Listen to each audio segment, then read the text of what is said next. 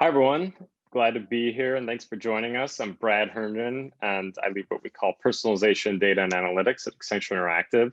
What that means is that we help organizations of all shapes and sizes figure out how to use data and technology in ways that improve experience for customers, whether that's through mobile banking applications or retail shopping experience, how to better use data, how to develop, what everyone's calling customer 360 views, and figuring out ways to actually activate that data through various channels. John, who will introduce himself in a second, and I look forward to talking a bit about what we're seeing in our respective bubbles when it comes to data engineering, management, privacy, activation, with the theme of good to great, which is to suggest you'll actually hear examples from John on how organizations like USAA have taken some of their challenges and evolved them over time to get to more robust thinking, creative ways of using and applying data. So John, I'll let you introduce yourself. Thanks, Brad.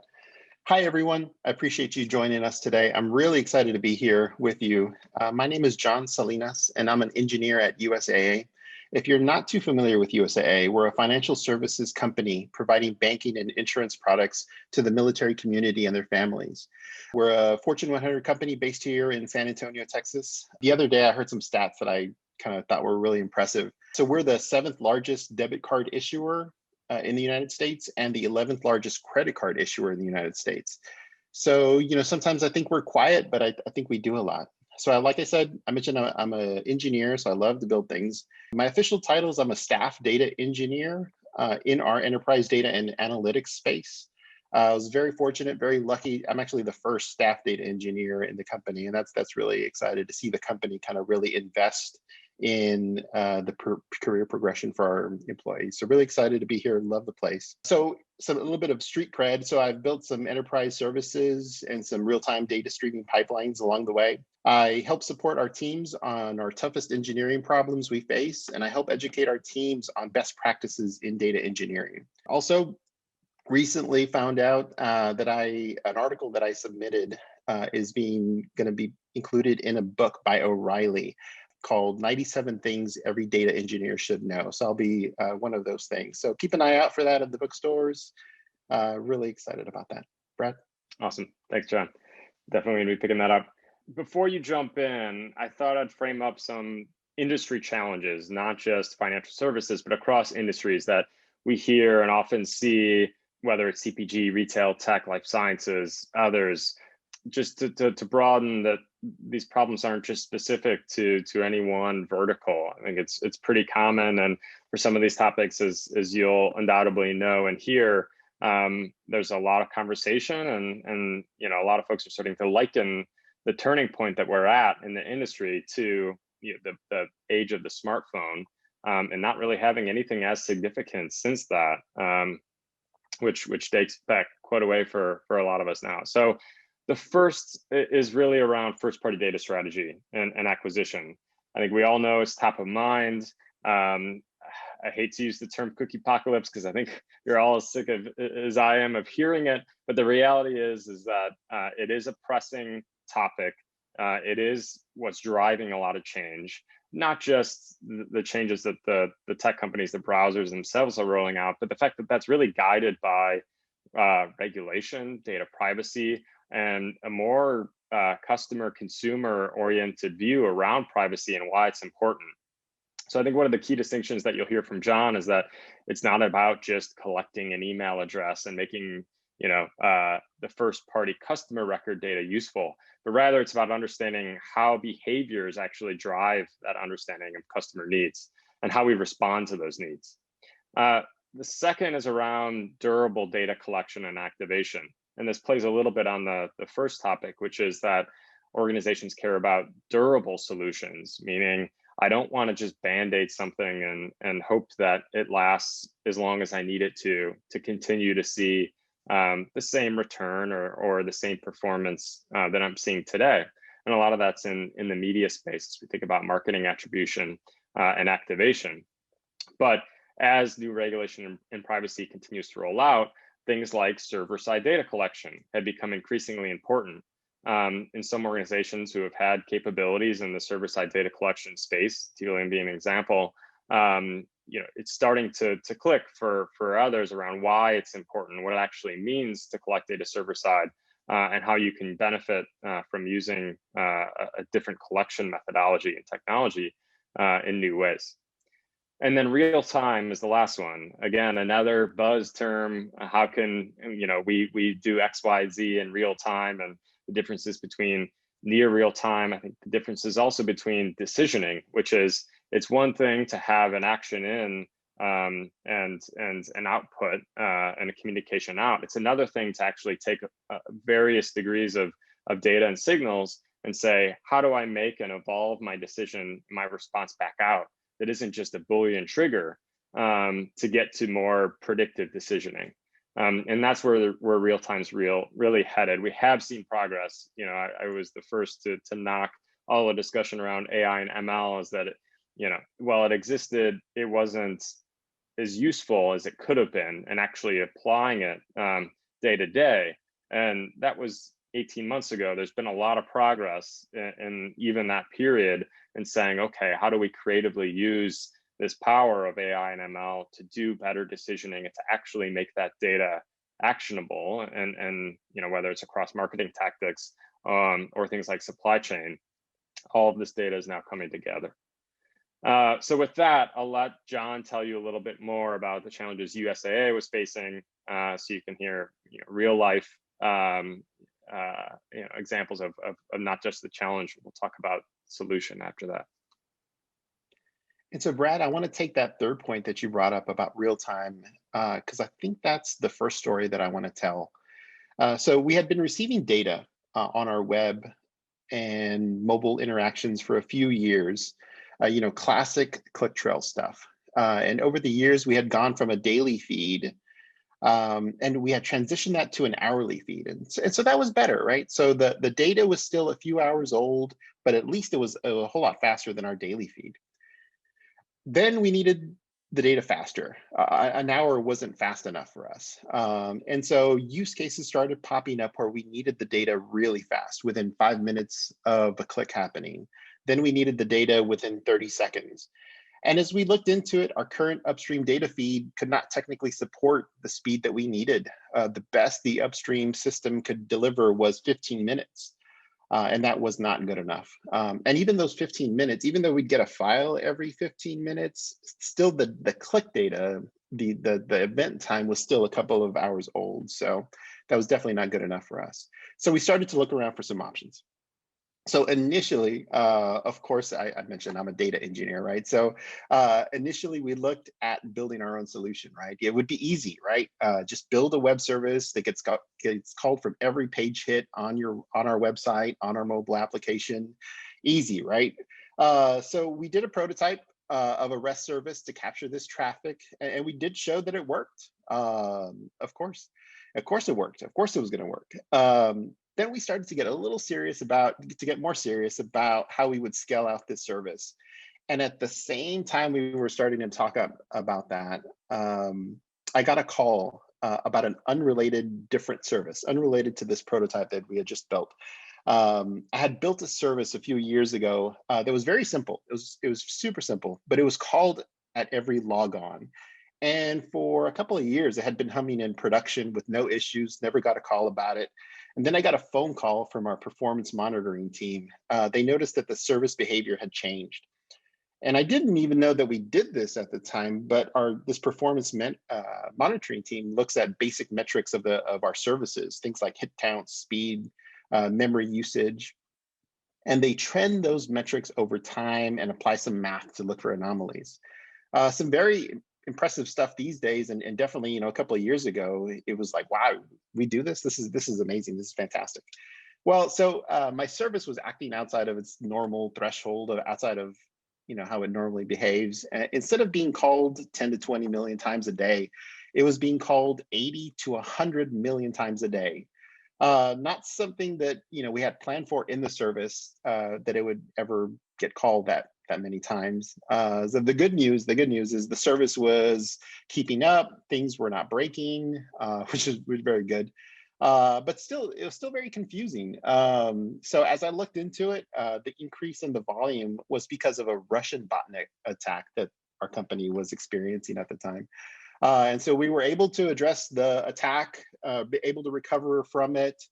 And something, definitely something that I've learned kind of over time is, our large companies like ourselves, experience these kinds of texts on a daily basis, and we have an amazing team that's there to respond to that.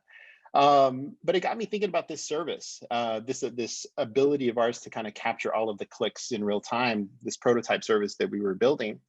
Could we handle the scale? Could we scale this up? Could we scale it up without affecting our member experience? Could we handle a botnet attack without affecting the user experience? What if someone tried to hack that service, right? And we could absolutely, right? So with time and investment, we would definitely absolutely kind of create the defenses and security and scale that's kind of needed for something like this. But it definitely got my mind shifting to focus more on other options that we were considering. And specifically, that's the Tealium EventStream. And I know I want to talk about that, but Brad, I think you wanted to kind of jump in on this solution a little bit.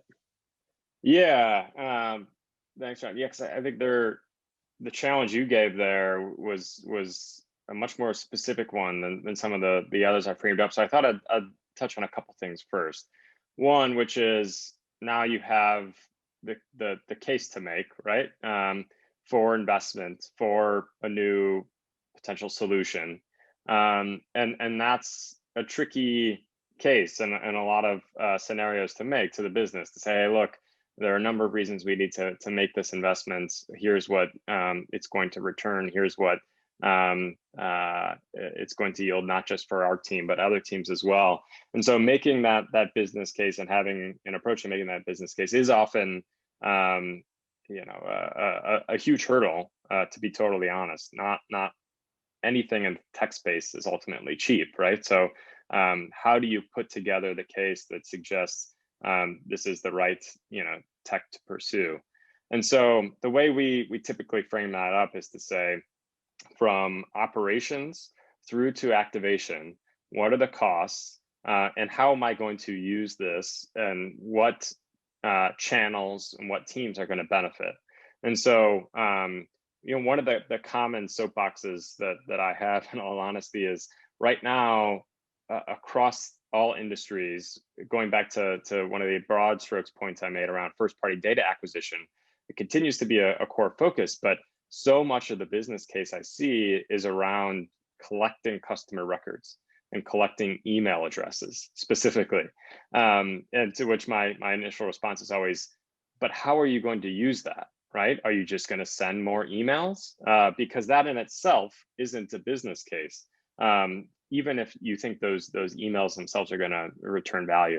The question is around what is all the other data you're going to have to get to an understanding of what drives consumer preferences, what drives certain behaviors, and what do they want from you as a brand? We all talk about consumer experiences, customer experiences, but at the end of the day, the companies that are going to win, you look at the North Stars, the Netflixes, right? And I think many have heard this example, but what Netflix is known for isn't giving great recommendations on the UI. It's actually taking and absorbing what people care about in their show preferences and creating new content around that. That's what personalization is I'm going to make a new experience because now I know what people want from me, and my brand should evolve with that understanding. And that's where we try to root the business case, which is to suggest it's about understanding, which is about data enrichment, which is about then in turn using that to bring in more customers, whether it's top of funnel or bottom of funnel, and then building on that with a sales case. A lot of people start with the sales case as a kind of a top down, and there's a bottom up approach to say, with X% better understanding of my consumers, which looks like Y and Z with the data available, that will drive growth in customers and growth in sales. And so, it's not trivial. There are a lot of inputs to that, but it is an important part, because just saying, we need to invest in this tech without the case to support it often becomes, the hurdle. It may be worth noting that a few other challenges, time and ease of deployment. I think part of the problem and part of the resistance to some solutions is that organizations think they may have to invest millions and wait years to see benefit. But a lot of solutions now are much easier to use and deploy. And John, I know you'll talk a bit about that. Additionally, there's not a ton of Johns out there. So how do you figure out who's going to own the solution, what the right talent skill set is, profile, and how do you find people to ultimately build the advocacy and trust and usage and adoption within an organization? A bit more on the technical side, things like weight and latency. The solution can't negatively impact the customer experience. That's counterintuitive to having a better customer experience. So it can't introduce additional latency, not just for the experience itself, but also what you're able to do with it. Latency is the opposite of being able to achieve real time, right? So how do you manage that? And then flexibility. If you're like USAA, you may need an on-premise option and potentially also a cloud hosting option.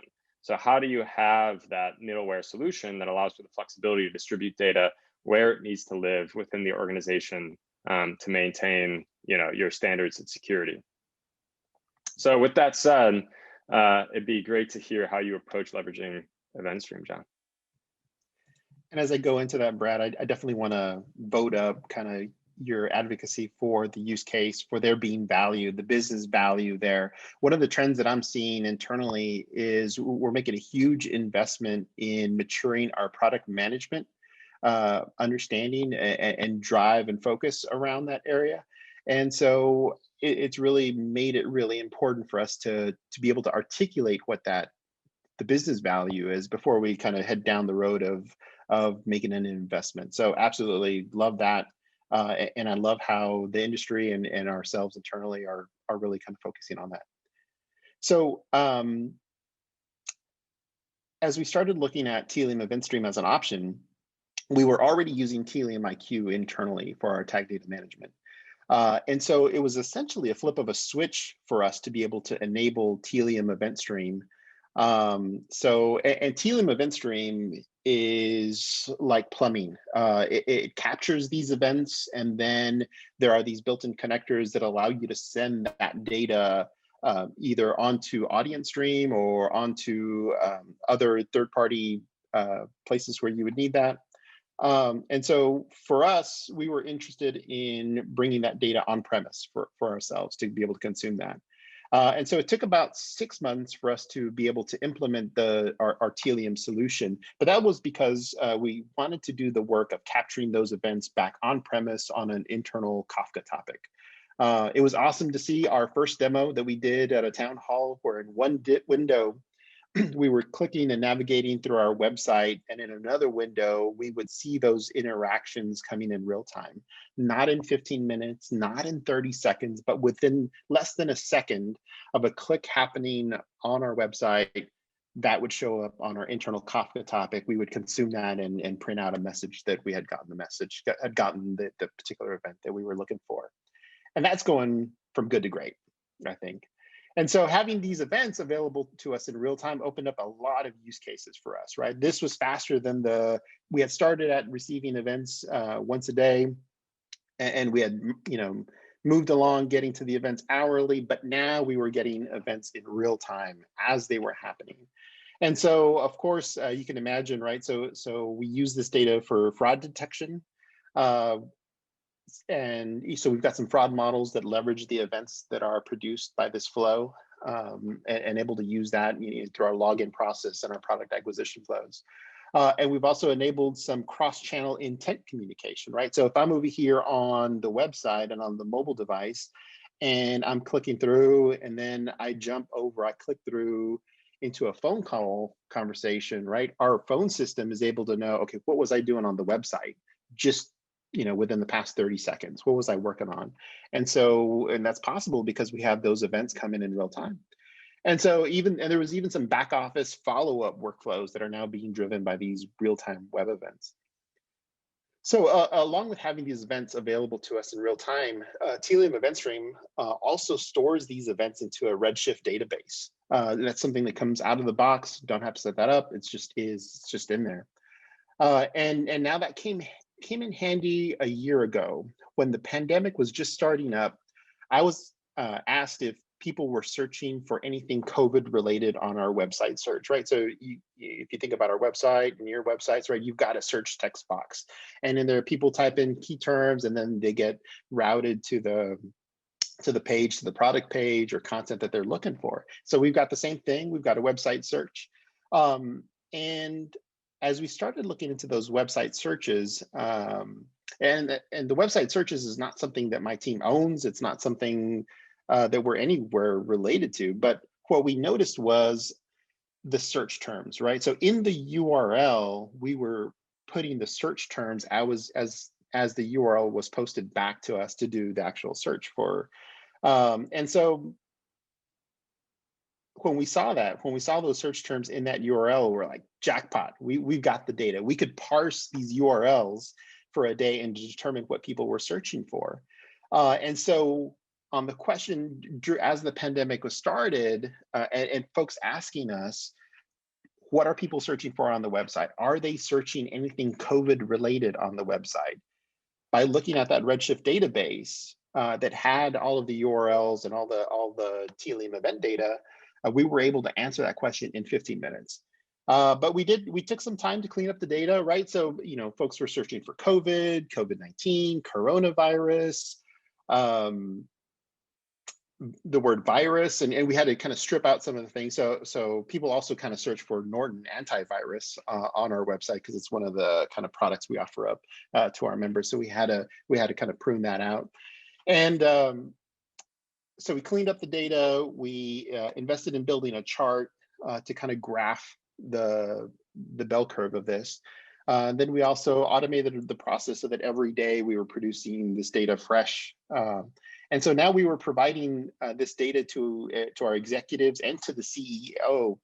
And so that at their fingertips, they had the daily trend of COVID-related searches. And we found that folks were searching for COVID assistance. Our members were looking for terms like COVID loans.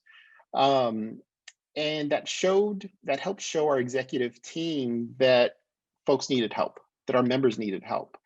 And it allowed our executive team to properly respond to that need for our members. And so, I'm very proud of USAA, what we did in response to the pandemic. So last year, I believe it was about $1 billion that we returned in insurance premiums to our members because we knew our members, one, needed the help. It was the right thing to do. Folks weren't driving their cars as much. And so it was definitely the right thing for us to do to be able to return that money to our members. So very proud of that. And that's because we were able to provide these insights to the decision makers. That's awesome. Thanks, John. Yeah. So, that says to me a couple things. One, you were able to take something and adjust it very specifically, very quickly to a need that you all identified. And I think some people might say, oh, well, I've got other sources for that data. I've got, my Adobe Analytics or my Google Analytics or other, search related analytics. But I think the point that I take away from that is, look, sure, you might, but again, that's maybe a little bit more pointed. And if you need to be nimble and you need to take data from various sources, and you also need to look at in combination, what are people saying when they're calling about COVID and aggregate that.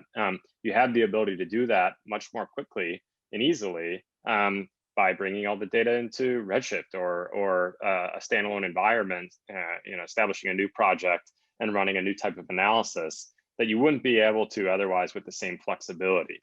And I think that's what real time really means, which isn't just all about the communication. It's, can you bring the data in? Can you process it?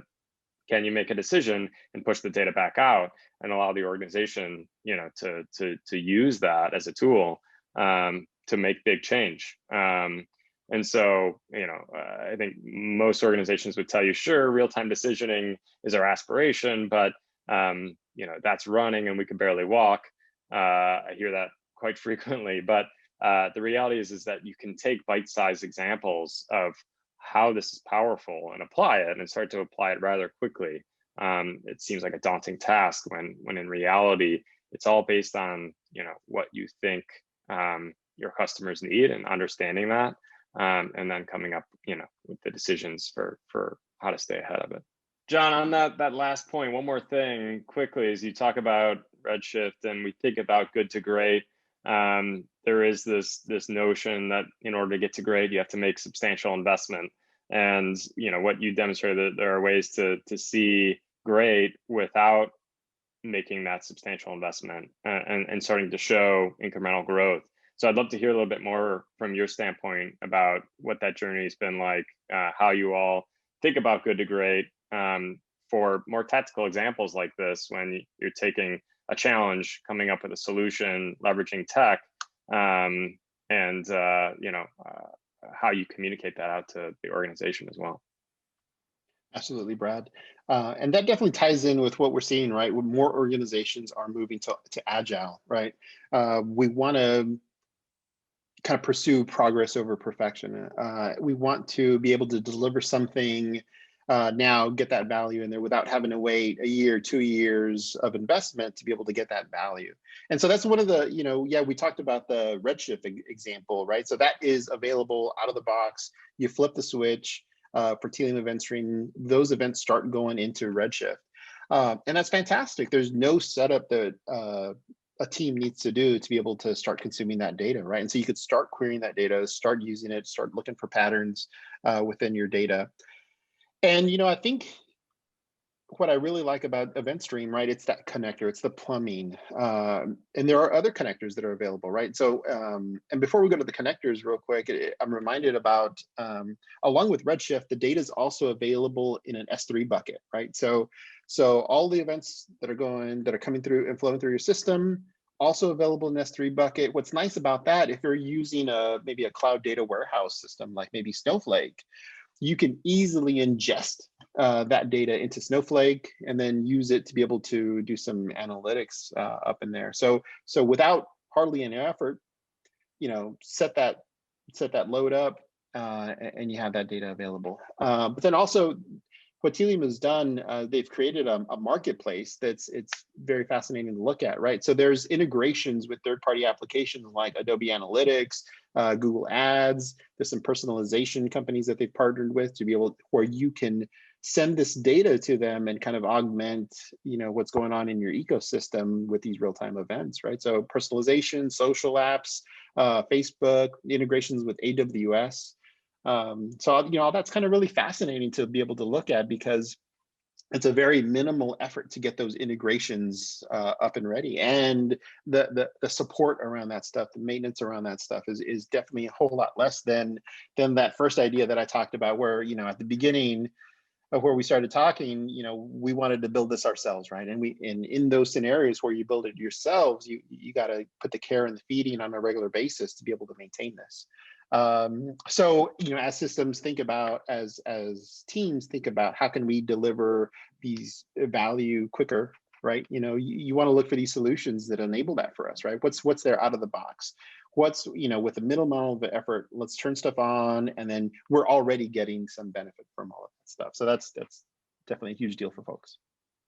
Yeah, I think sometimes there's a perception that there's a big barrier to cloud, and this whole notion of journey to cloud takes significant commitment and energy and investment. And the reality is it's become tremendously easier, right? So to take a use case and activate that directly with a cloud infrastructure that already exists through some of the tech that you have and have licensed. So that's great. That's a perfect example. And with that, we're out of time, but really appreciate it, John. It's been great chatting with you, and I hope everybody else enjoys the rest of TV.